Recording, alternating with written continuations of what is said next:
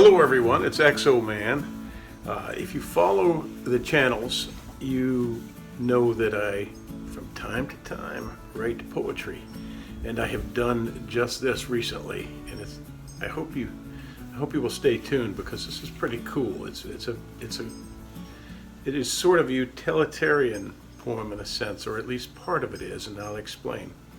The impetus for this poem that I have written was a small piece of it that originally came to me when I was trying to think of a sort of a mantra to help me sleep.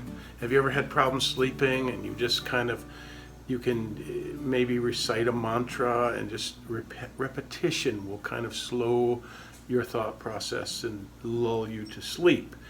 Well, being a creative sort of person, I thought, why not? Why don't I create something that resonates with me and makes sense to me, and that I can write and memorize and use for such a purpose? So I came up with this part of this poem that I have developed a couple of weeks later, and I'll go over that after I recite the poem to you. But let me get this up here because I have not really memorized it because I just finished writing it a little while ago. What I have of it, I have five verses. It's very short. Won't take long at all. But and then I'll explain further after I read it. But let me read it to you. I am no less than the sun, no greater than a grain of sand. I am no greater than the moon, no less than what I am. I honor that which is divine around me and within. I cast my shadow in my yang, then circle with my yin. She guides my hand and brush to flow, the canvas hers and mine. She elevates my voice to song, the meter, and to rhyme. I pray that all be well with her in her shining on the earth. Her fortunes that she freely gives are what my soul is worth. Her mighty rivers rise and fall, her oceans ebb and flow. Her world spins without my help at all, so off to sleep I go. So there you have it. That last part is the kernel. That is the part that first came to me when I was searching for my mantra. And that, let me go over that. That was, the mighty rivers rise and fall, the oceans ebb and flow.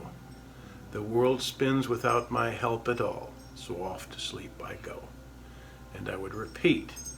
And for those of you who are Buddhists or into Buddhism, or knowledgeable about mantras, there's one that goes Nam Myōhō Renge Kyō, and I found it interesting that this flows right into that. If we say, the mighty rivers rise and fall, the oceans ebb and flow. The world spins without my help at all, so off to sleep I go. Nam Myōhō Renge Kyō. You see? So it sort of becomes a pairing of two mantras. Her mighty rivers rise and fall, her oceans ebb and flow. Her world spins free without my help, so off to sleep I go. Nam Myōhō Renge Kyō. Nam Myōhō Renge Kyō.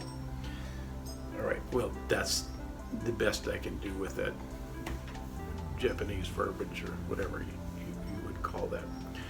So that's it. And okay, so the impetus, as I said, was for a mantra for sleep, and the explanation of that, or the interpretation, is that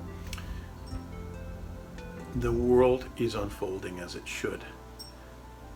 I am an integral part of the world, but it is not my job to worry about the inner workings of it. is its own program. It is unfolding. I am a part of it. Let me not stress about the mechanics of the universe. Let me just do my part and be my part. And when it is time to rest, I rest. And when it is time to die, I die. There is a time and place for everything, and sometimes it is our time to rest. It is our time to regenerate, to rejuvenate.